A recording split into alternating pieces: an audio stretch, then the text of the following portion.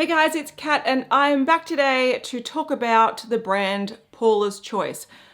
Not affiliated, not sponsored, never sent me anything, all these things I bought with my own money. But in my last video, which was a Project Pan samples, where I'm trying to go through like my my travel size skincare products this year, I have been mentioning a few mini sizes from Paula's Choice and talking about how much I love them.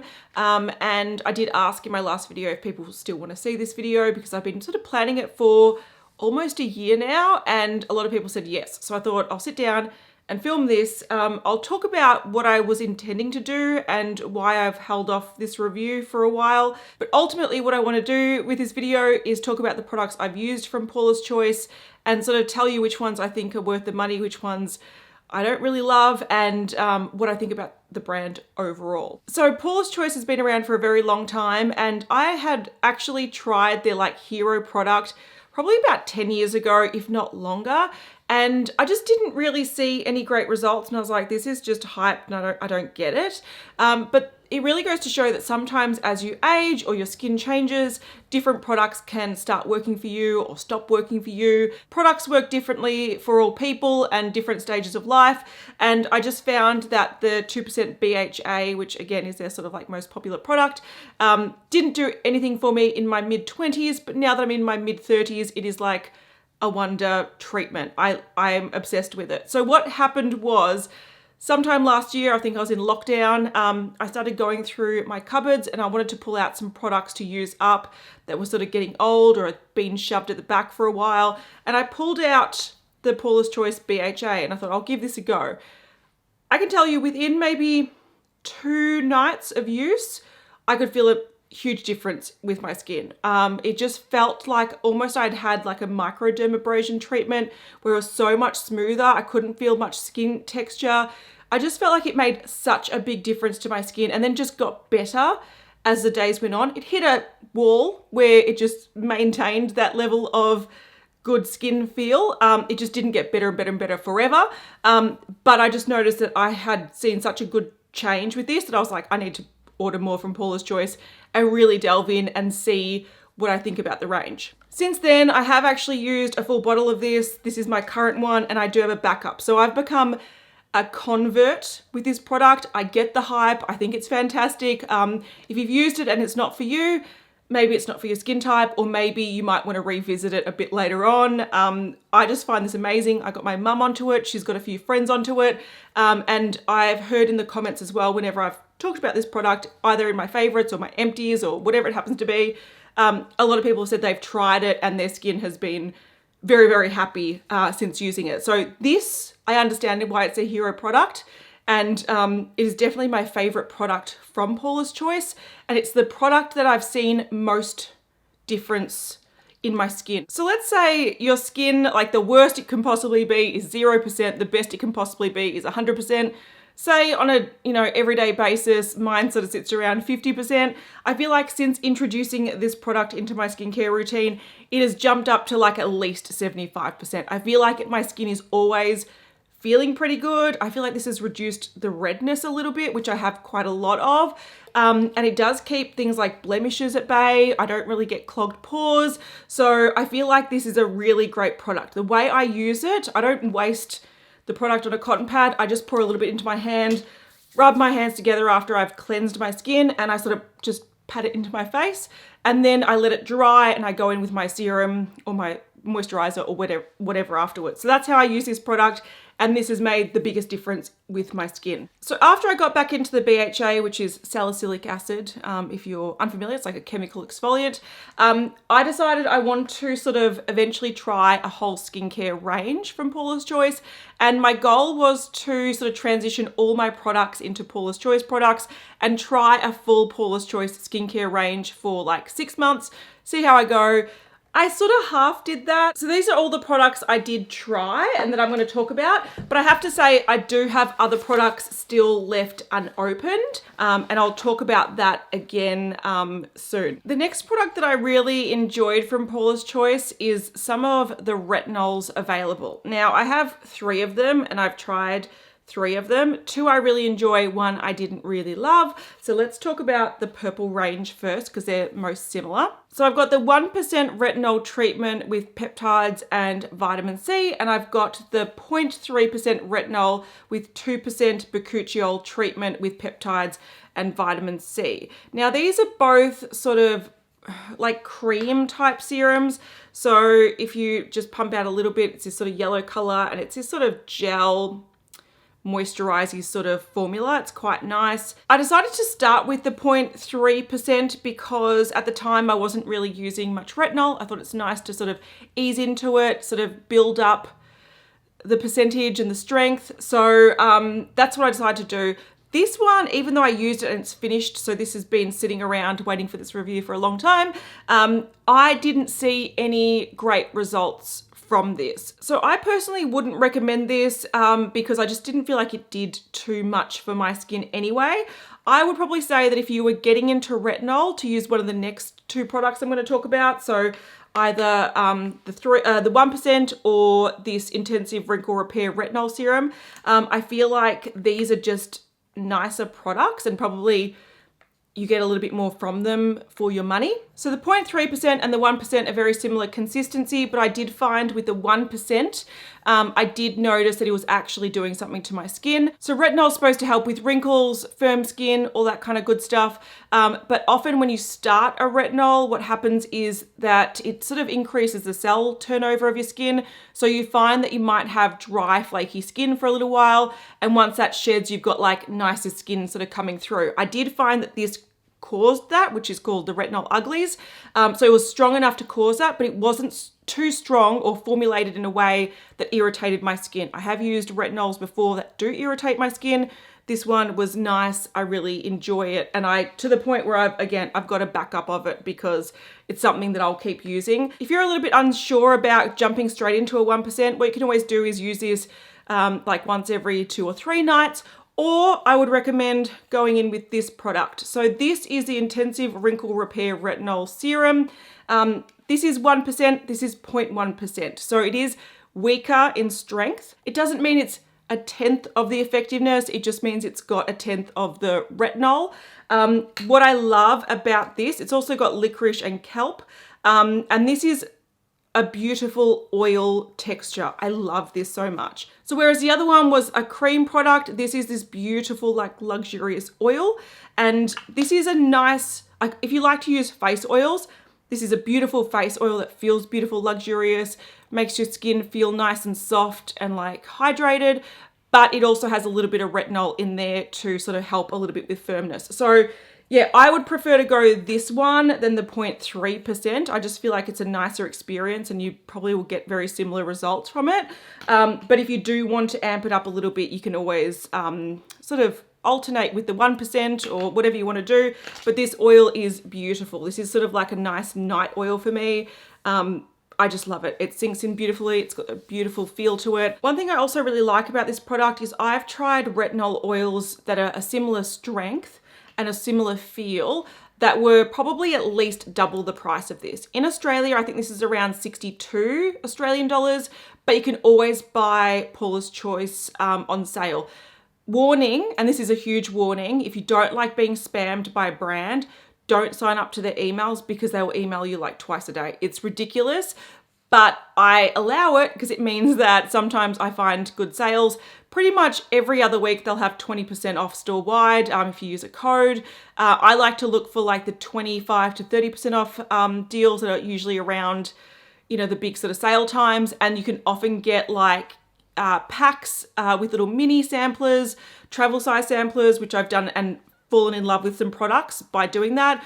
Or you can get full size free stuff. Like for example, recently I got this cleanser, which I haven't opened, but that was a free gift if you spend over a certain amount. So I will always look for a sale and it brings the price of these down even further. So I feel like they're reasonably priced as is, but you can always get it a lot cheaper.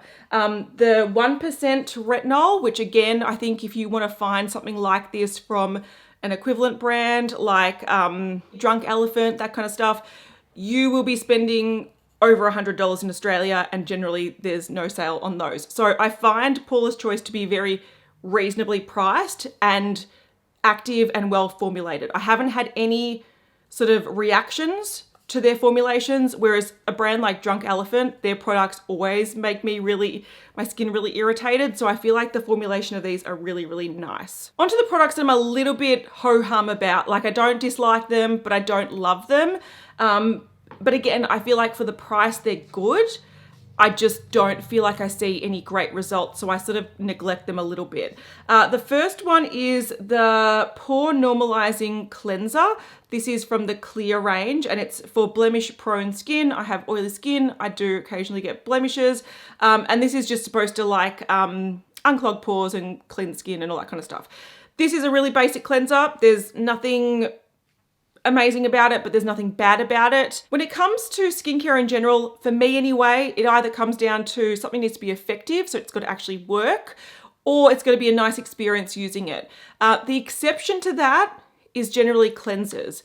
Cleansers, they can be basic, they can be nothing special. As long as they work and as long as they don't irritate my skin, or as long as there's something about it that I don't dislike, it's fine. And that's what this falls into. It's a foaming cleanser. It works fine. I always double cleanse my face, so I go in with a cleansing oil or a cleansing balm first.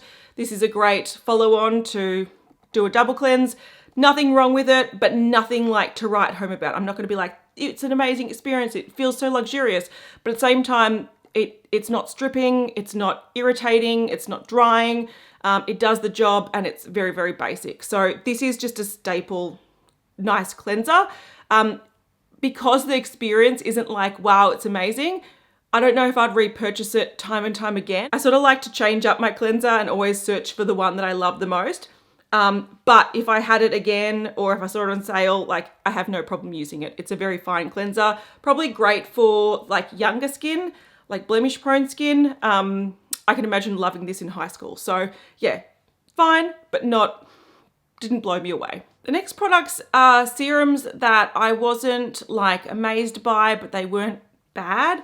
So it's these here, I'll run through them. I mainly ordered these because I knew that these are sort of like actives that people say is really good to have in your skincare routine. And I've, used them in the past and tried to incorporate them. They haven't been my like favorite actives. So it doesn't surprise me that I wasn't obsessed with these, but they're not bad, but I'll just tell you about them anyway. So the first one is the Niacinamide treatment. This is 20% and people rave about this. Now I have tried niacinamide serums before that have done really good things.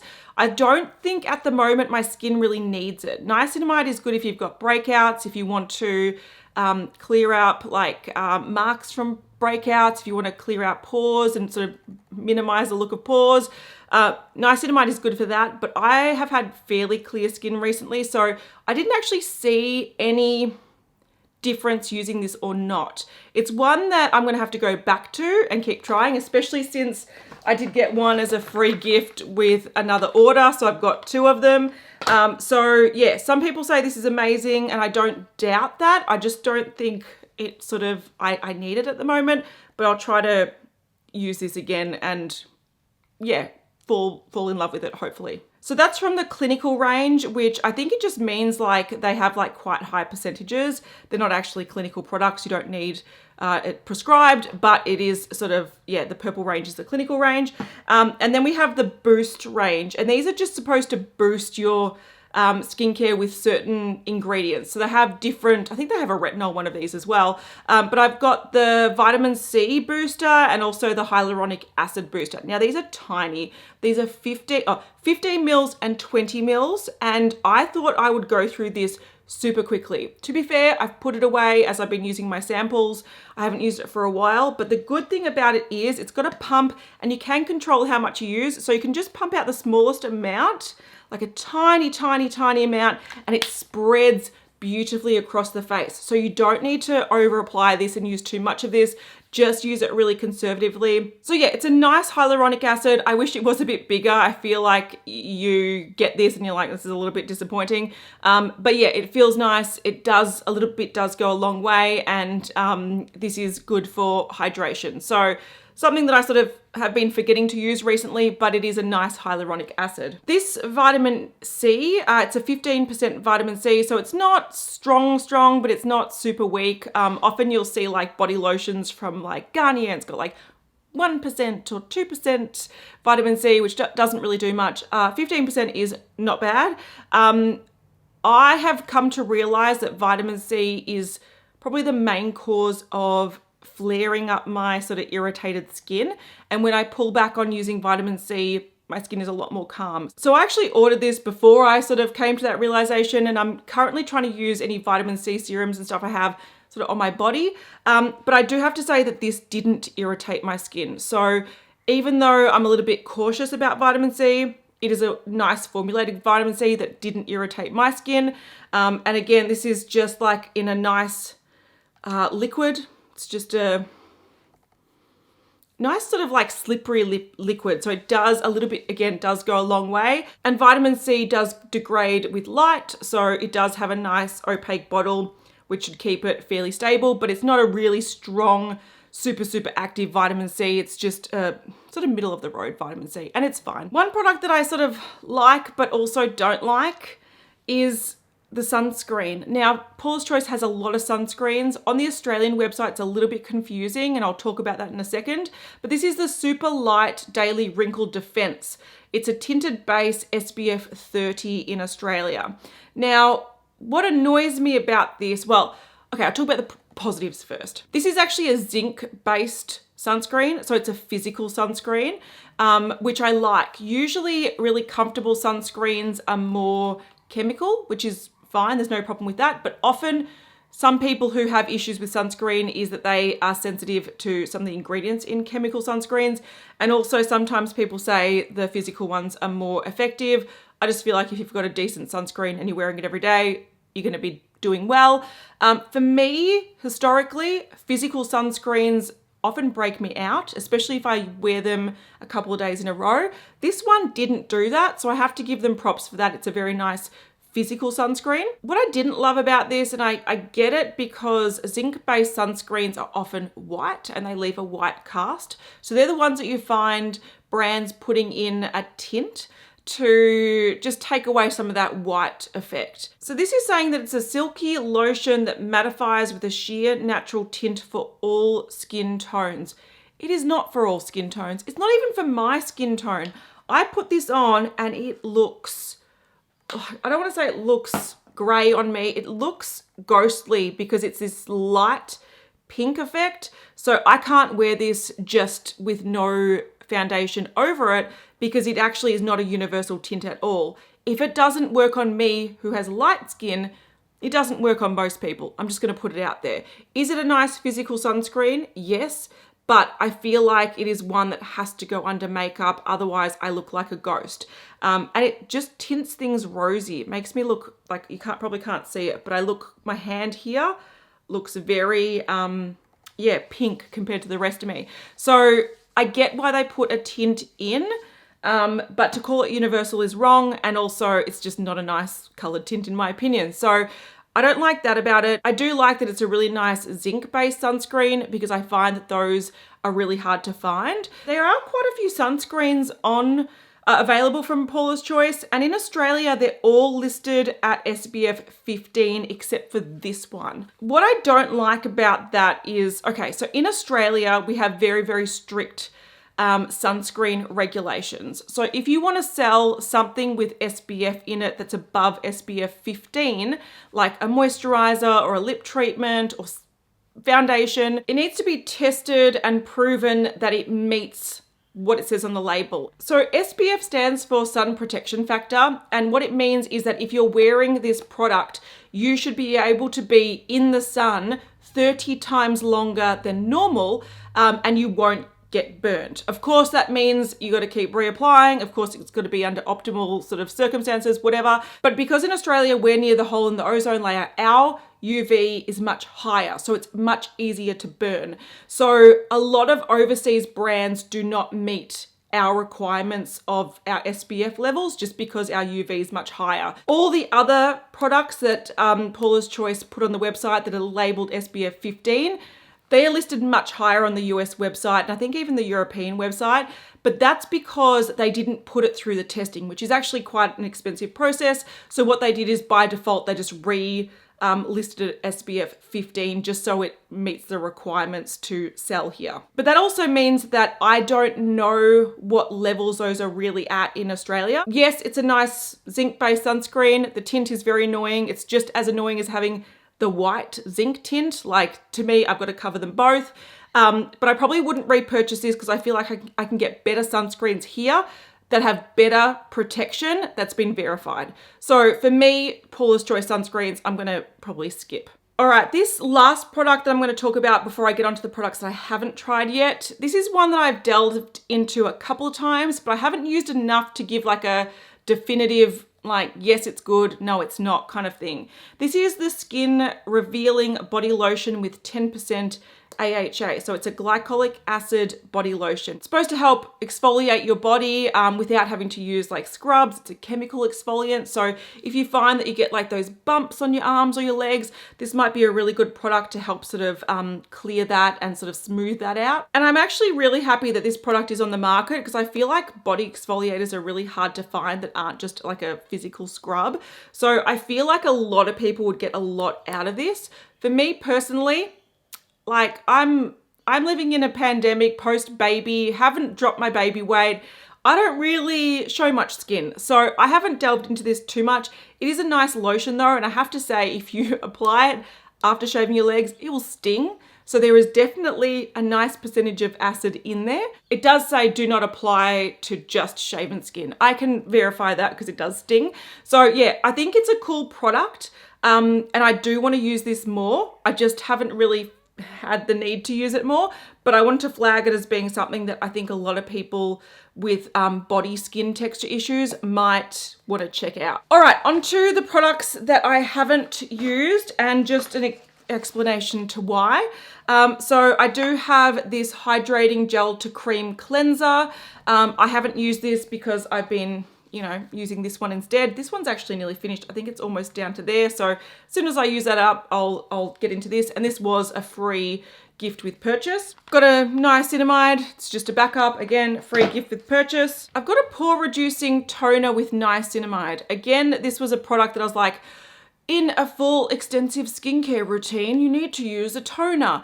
But I can't be bothered using this and also using this at the same time. So this has just been something that I haven't bothered opening, but it is something that I want to try. It's supposed to be skin balancing. It's for oily combination skin. I have oily combination skin, so it should be good. I just haven't bothered opening it. Another product that I bought just to complete the skincare routine was the Anti-Aging Clear Skin Hydrator. So this is a moisturizer. I'm surprised. I've talked about all these serums, all this kind of stuff, and I haven't actually opened and used a Paula's Choice moisturizer. I think it's because I've had so many open or so many under my sink that I'm like, I should use those first before they go off. So I never bothered opening this. But if I do a part 2 of this video, hopefully I'll be able to give a review on this because I am curious to see what their moisturizers are like. This also has niacinamide and vitamin C. So I probably don't need the serums too much because this has a little bit in it. I've got 2 other serums that are unopened. This is the Omega Plus Complex with chia and flaxseed. I just bought this because I saw that it had really good reviews, and I did ask a few people ages ago on recommendations of what their favorite Paula's Choice product was, and this is one that popped up a few times. So I have it, I just haven't opened it because I've got so many serums on the go. And when I started using these products, I was like, okay, I've got retinol, I've got vitamin C, I've got hyaluronic acid and niacinamide. Like, where do I fit in any other serums? I find it very hard. And then I also decided to try the calming one. This is the Calm Repair Serum for all skin types.